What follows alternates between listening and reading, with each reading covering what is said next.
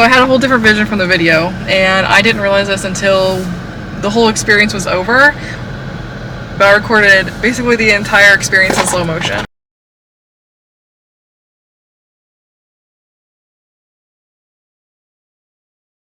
I think I must have hit a setting on when I was turning the camera back on.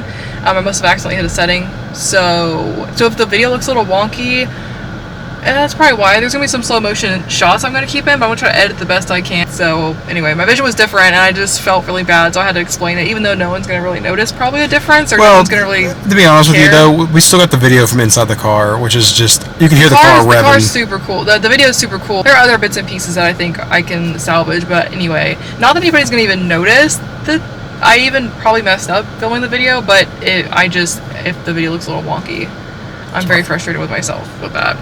So how about, what do you think? Do you want to go check out the museum, or do you want to go get some lunch first? Probably lunch. And then back to the museum? Maybe back to the museum. We actually ended really early. It's only 1 o'clock. Really? That's not bad. We'll probably go get some lunch. And then maybe check out the museum. I'm cool with that.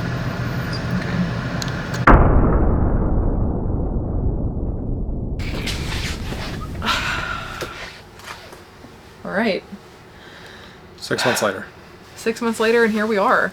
Yeah, so it's actually been, well, we did that in September. It is now end of April, so actually we're approaching 7 months. But there are so many things that happened in the last 7 months, just life things, just busyness. I don't know, we both work full-time jobs. So many projects. Yeah. So, like, sitting down to film this, we finally just have the time to do it. And also, like I said in the last clip, I accidentally filmed everything in slow motion, so having to almost like kind of like reconfigure how I wanted to edit this whole video, seeing if I could even recover those clips. So that was a whole thing too. So yeah, so now here we are, and we're gonna talk about it. So first impressions, what was it like for you drive? This was your experience. This was something you've been wanting to do for a very long time. You talked about it for years, I feel like. Yeah, so, I mean, you know, my family, when we would go on trips to Florida, it would be like long trips, like one and up, because we weren't going to have a lot of money, so you did it all in one. So when we would go to Daytona, sometimes on the way to Orlando, some way on the back, we would drive by the Daytona International Speedway, but I'd never been inside of it. My family was like fans of NASCAR, but not like watch it every single race of NASCAR. Like, they liked it, but it wasn't like insane about it. What I loved was the cars and the speed and all that. If you've ever been to Daytona, one of the main ways you come right in, it goes right past you drive basically the whole one side of the speedway to the beach. So never really looked into it until like 2 years ago, something like that. I had a friend do it. He recommended it, strongly recommended it, and that's when I got away with a 4th of July sale. So what was it like coming up to the stadium for the first time, driving up, seeing everything, just like kind of more close up? So what's really cool about it is like when you go, like, so basically they send you an email with directions on where to really go check in, because we thought you go check in over at like the museum or something, because that's like the only area that's like open to the public generally. It's not. It's the counter opposite. Yeah. You go, it's on the far end of the stadium.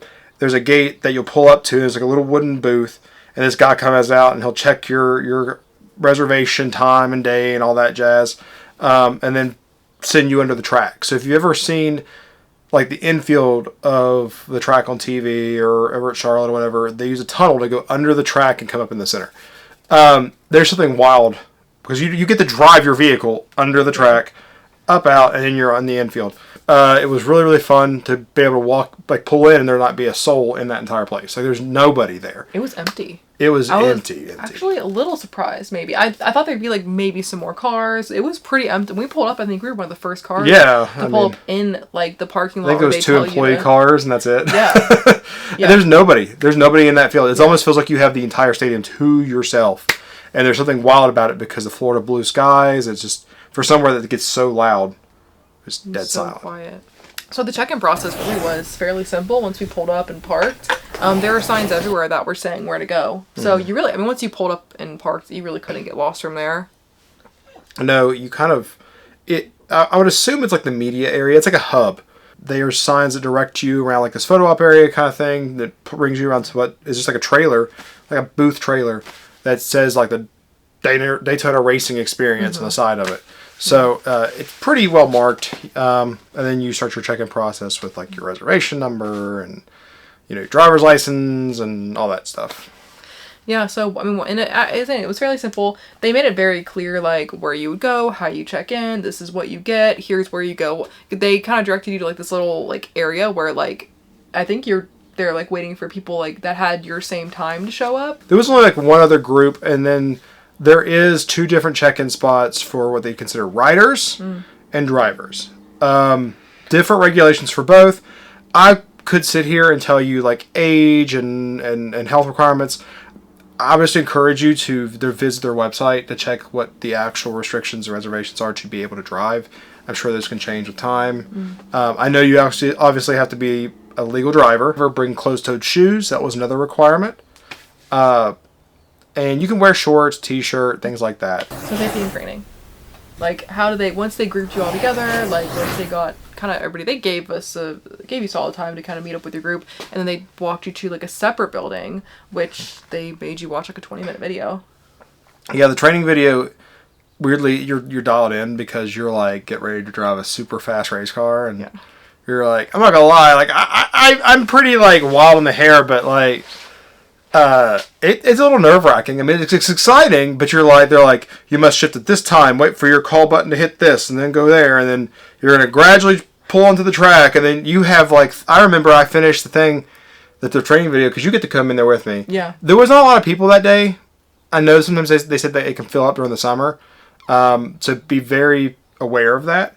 But she was able to go in there with me, and I came out, and I think the first thing that I said was, like, it's a lot to remember. I was overwhelmed that I wasn't even driving the car. Yeah. And I was overwhelmed. I was stressed thinking about how I was going to retain the information, and I wasn't even driving. So I can imagine it's overwhelming, like, knowing you're about to be behind the wheel of this just powerful car. This powerhouse of a car going, I don't know, hundreds of miles an hour. Oh, well over 100, yeah. And I was like, I can't even imagine, like, I wasn't even driving, and I was very overwhelmed. So, but all I have to say is, I do feel like, though, they were very thorough in the safety video. I feel like you still walked out of it, like, knowing what to do, I mean, they make it very clear and easy. But, like, the biggest thing is, when you leave, the biggest thing for them is it's safety. And there's, like, signals and safety features that they are like, if somebody's coming, you maybe want to go fast. You're not actively racing other people.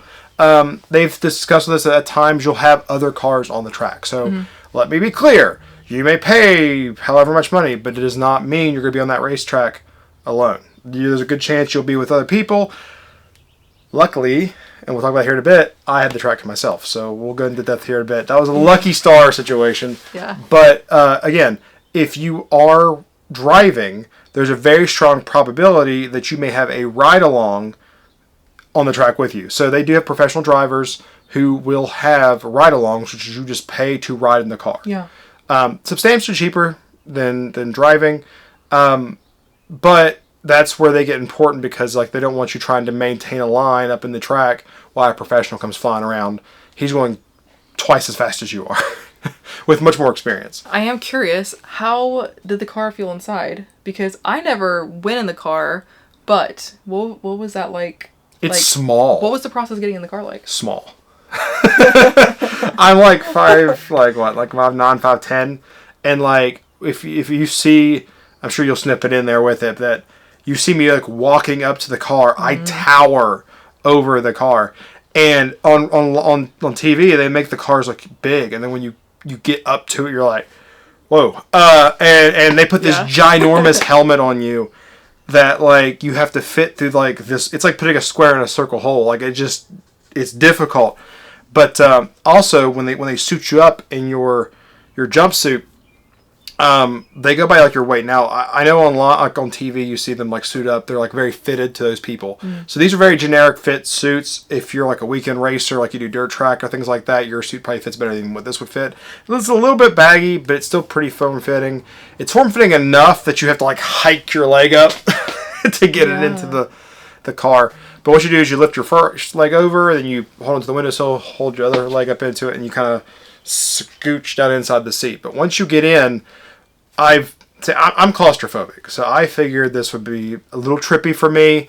It really wasn't. But I will tell you that once you like in that seat, you don't move. The wildest thing for me was that when my head got placed into it,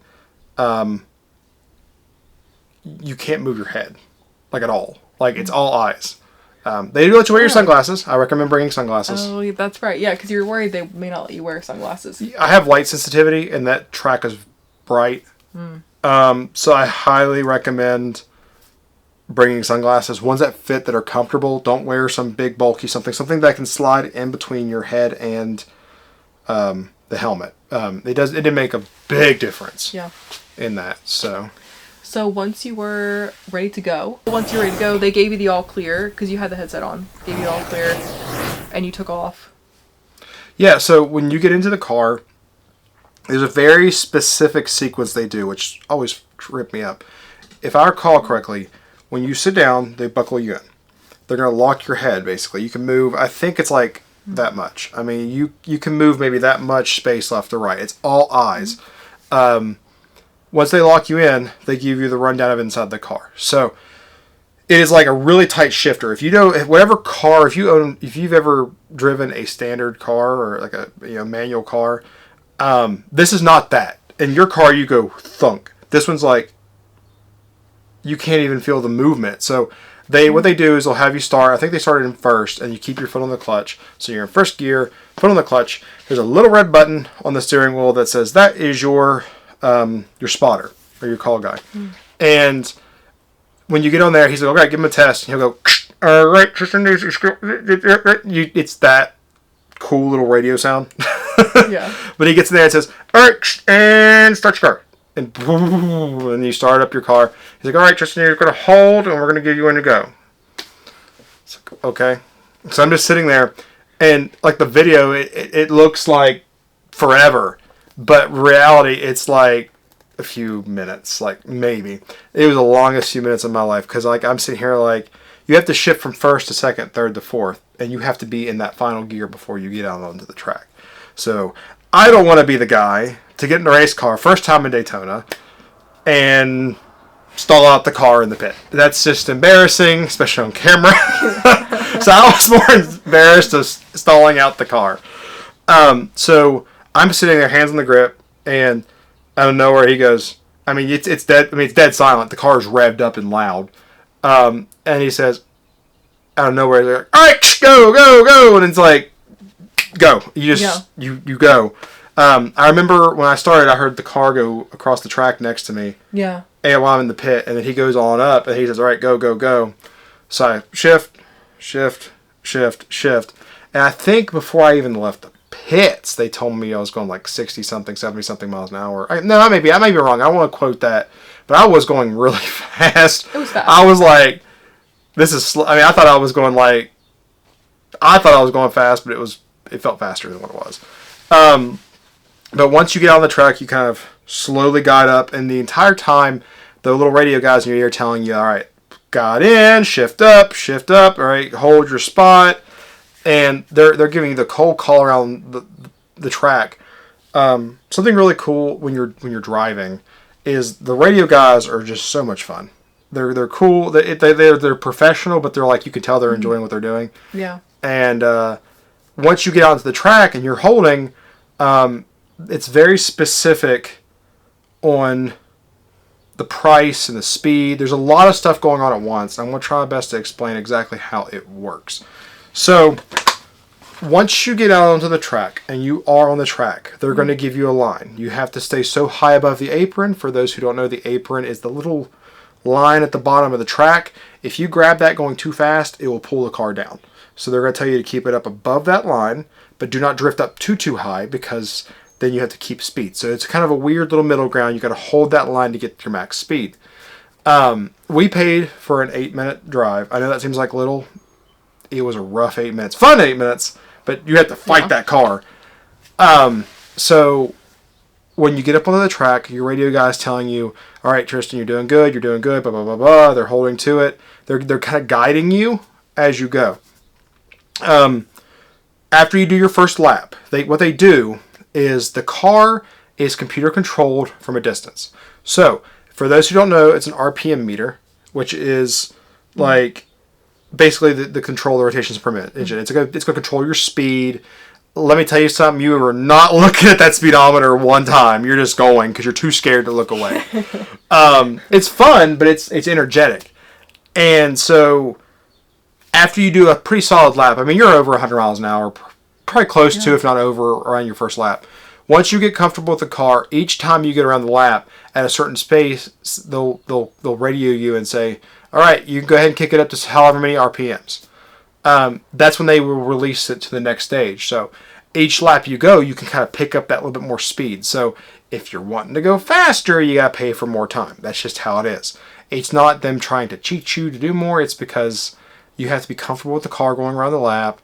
And they're not going to throw you at 150 mile an hour. Go. They're going to warm you up to it. So as you do it, they'll tell you where your line is and where to stay at. Once I got up to decent speed, you really start to feel the track. You feel every inch of that car. You do. And it's rugged. If you hit a bump, you feel the little jostle. I will say one of the wildest things for me with it all is the G-force. Okay. So if you go into Daytona track, if you watch on TV, there's turn 1, which comes past the pits. Turn 2 is on the back side of that back corner. You get on the back stretch. You turn into turn 3, which starts your bit more increased bank. And then turn 4. Turn 4. So when you're driving, you are locked in. You can feel it. And what's really wild about these cars is when you're going slower, it feels messy. But when you really get to a certain speed, it goes from doing this to like the wind hits it and it holds itself. When you come into turn 3, the first time I did it, it took the air out of me because you're pressed so hard against the wall of the road. The roads are like that when you're going around it. Yeah, I know. Well, I was even as an observer, I noticed the roads were very like sideways. Like this, and I was just, I mean, you kind of know it when you watch it on TV, but like to see it in person, it feels like it's like a wall. It was very cool. Yeah, I mean, I know if you take the tour, you can like see it too. I mean, what happened is like when I came around on that turn, after the first one knocked the air out of me, I was like, oh my gosh, it's like you really feel it like riding a roller coaster or something. So each time you'd come in turn 3, I'd go. You're just prepping for it. Yeah, you prep each time you go around. So it was an incredible experience. Now, something that was in the back of my mind is we were kind of fighting weather. Yeah. And it kind of affected my experience a little bit, but it kind of didn't. Yeah, I feel like that's something that we really didn't expect out of this experience was the weather does affect if you can drive, if it has to be rescheduled, if it's a shorter drive, because I know that there was rain, there was like clouds in the distance. We were kind of fighting a little bit of rain, and they told us that you can't drive on wet roads. And I guess, well, that makes sense, but like... I mean, we've seen it, but we didn't take into account with that. Yeah, no, something that we didn't... I would say something that we did not expect from the experience was the fact that, weather does play a part. Which, again, that sounds like it'd be an obvious thing, but we didn't think about it. I was more excited about driving the car. Right, so we didn't think about it until we got up there and they were talking about it. Well, another thing, too, is that, when I was driving, I was going into, I think, my 7th-ish minute, and I was cooking at this point. Like, I know I'm doing good, I'm holding speed. They were like, yep, you're doing... They left me alone for like 2 laps. They didn't do nothing. So, I was holding that hard speed, trying to get as fast as I can, because I wanted to get as much speed as I could. And as I was coming down on my last few laps, second to last lap, they come on the radio and said, do you see any rain back there? Do you have any drops? And I had just saw a small drop hit the windshield. And I was like, yeah, go, yeah. It's like, all right. And a few seconds later, like, all right, so go ahead and pull it down onto the apron, slow your car down the back, bring it into the apron, and bring it into the main gate. I got my full time. Luckily, I did get my full time. But what sucks is right when I was getting ready to hit that final speed mark, they had to cut it just a few minutes short, or a few seconds really short. And because of rain. It had sprinkled just enough. They had to stop me a few seconds early. So not enough to like damper the experience. No, but not a bit. It was something that we did not expect going into. And it was a safety thing. So I'm not going to sit here and gripe right. and say anything bad about it. It was 100% a safety thing, which I get it. After driving the car And knowing how, like, you know, in the video, you're going to see that I don't look like I'm having a blast. I'm absolutely having the time of my life. That's just how serious you feel. Yeah, absolutely. I mean, I heard Wild Horse in my head while I was driving, so. So I guess that brings us to, was the experience worth the money for you? Absolutely. Absolutely. I think that it isn't cheap. It's not cheap. But I absolutely feel like it was like worth every dollar. I think that it's one of those things that I got out of the car and I was excited, but I was quiet. Yeah. I was excited, but I was quiet. It was an incredible experience. I think that the feeling you get from being behind a car with that much like muscle and that much beef behind the steering wheel, you just can't get it anywhere else. I mean, I drive on the highway now, you know, still on the highway feeling like I'm going slow. Yeah. Like, it's like there's something about it that rewired my brain. Like, and I will be doing it again. So, Daytona, call me, please. I would love to do it again. Yeah. That's a cool thing about it. And I would say that it's a bucket list item. I mean, I feel like I never been in the track or the stadium before. And I luckily got to drive it. And what really added to my experience, and I didn't even know it until I got off of it, is that you came up to me and said that I had the track pretty much to myself for like, what, 90% of the time? It was like a good half. I was watching you took off, and the car, I think next to you there was a car that maybe had just came in from their experience. So I would say for at least half your experience, you were the only person on that entire track. Which is something just incredible to think. Yeah. That like it's one of those like almost like what? Like moments like, and to learn that like I, no joke, for my drive had a large portion of the time of just by myself on where it was just, you add up all the things to have the entire track to yourself. It was just an immaculate experience. And I will say it's like a top 5 thing for me. Definitely a top 5 thing that I've done in my life. When it comes to the cost, what did you pay for, and how long did you get to race for? So there's different tiers. At the time I'm talking, I think it's like a 5, 8, like in 16, I think, and then there's like 45. There's a couple of different tiers of driving. There's, I think, a tier where you could race like a full hour. There's some that's like you pay an exuberant amount of money, and like you could be on thousands. Yeah, and you could be on the track for like an hour or two. I think. Yeah, there's some. They got some pretty extensive packages. Yeah. For me, so before I give you the cost, we have the cost right here, by the way. So if he's looking down a lot, he's looking at the phone. Yeah, I'm a little. I'll forget. So before I give you the cost, my strong recommendation, because I don't want the prices to be fearful, look for holiday sales. Black Friday. I got mine on 4th of July sale. They have these little pop-up sales that you can get some money off of them. Memorial Day weekend's coming up. So at the time of posting this video, Memorial Day weekend, I would almost bet money they're going to have it on sale. 4th of July, that one's pretty big. So I did the 8-minute race. For my 8-minute track time, it was, from what it looks like, I think it was $484. Very aware that's very expensive. Genuinely, we understand that. But that was the discounted price. I want to think it was like 6 or 7 normally. And I did do the little payment plan thing they have because I didn't want to just dump that money. I wanted to be able to spread it out. So there is like a payment plan thing. It's one of those, what's it, like Klarna or something like that. It's like a Zazzle. Like one of those pay in 4 methods. Yeah, and it was pretty, it helped a lot. Yeah. So I paid for that first. That was the one I paid for. I knew that you can buy the video in like the photo placker and all that stuff. That was going to happen. But luckily, I didn't have to purchase that till closer to the date. So I called them, added it, and that's how I got the videos. That is priceless to me. That is awesome. Because when you're driving, you don't see yourself. But there's something different about when you see the video. So recommendation, get the cab video. The cab video, if I recall correctly, was like $84, I believe. I don't know if I have that one here. That sounds right, though. I think something like $80 for a video, and then you get a photo and a plaque when you do purchase that photo package. And why it's so freaking sweet is that you get these little, I'm calling them receipts, They're going to give you one at the beginning of your experience, one at the end of your experience. They scan it, and it's going to have your photo and your video on this, okay? Mm-hmm. So what's really cool about this is this is a digital photo or digital video. Mm-hmm. They add like the little Daytona Racing Experience logo over it. It's got your whole experience getting into the vehicle. And then what they do is they give you like this code, and you can download the 15-ish plus minute experience. What they do when you leave, they give you this little this you get it no matter what. You get your speed, a little certificate saying how far you went or how fast you went.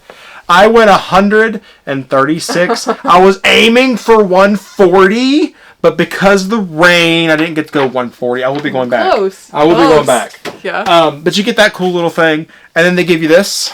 Pretty cool. It would be out here in the garage, but I don't want to get it dirty. Funny story about this. And it just kind of talks about how cool and nice the people there are, because they're all super nice guys. So they forgot to take my photo when I was in the car. I forgot. And the funny thing was you had just changed out of your suit and everything. Yeah, I had just desuited.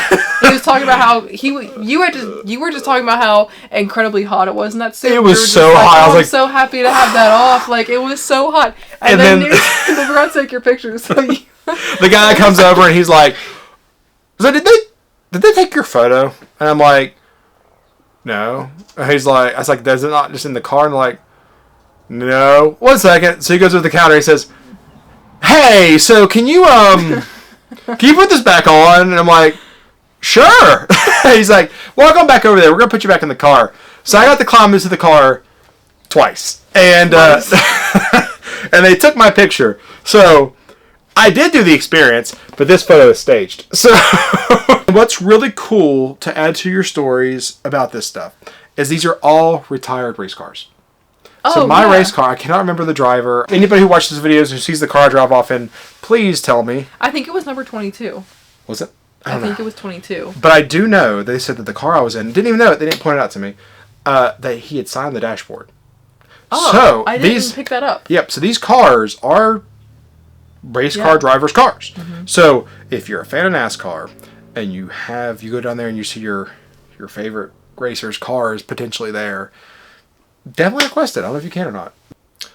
I got suckered into something a little bit bigger, if you can't tell. I bought a tire. I actually bought 2 tires. One was a gift, and I bought myself one. And I have a little sticker on here that says, Daytona, I did it. I bought that, put it on there. So, when you walk up to the little photo booth thing, they got a stack of these racing tires, these slicks from Daytona, that are just sitting there. And they were $5. $5 a tire. And I was actually quite shocked at that price. They used to be on the cars that were in NASCAR. And they were at Daytona. They were. They're not.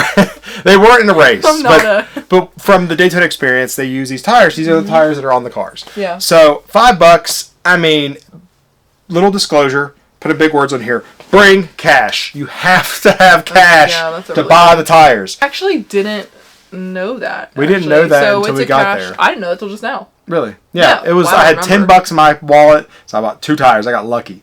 So it was just straight cash to buy the tires. Oh, so for the tires, you have to bring cash. That's probably one of my favorite little mementos from the entire experience.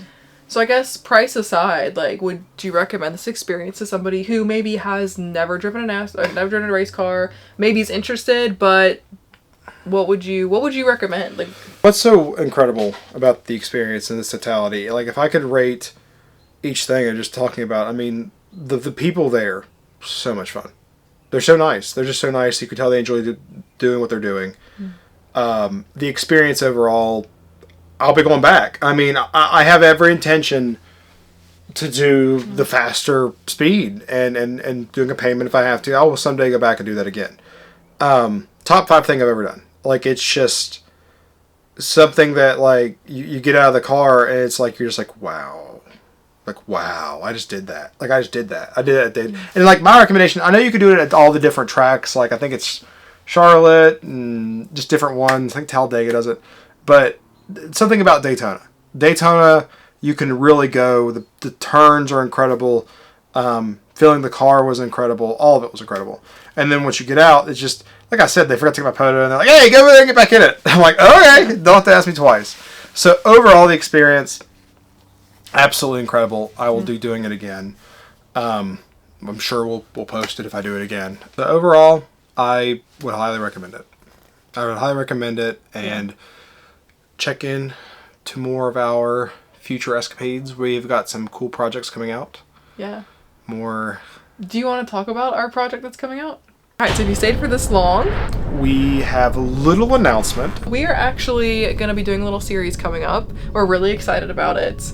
It is all things Halloween based because we're massive fans of Halloween Horror Nights.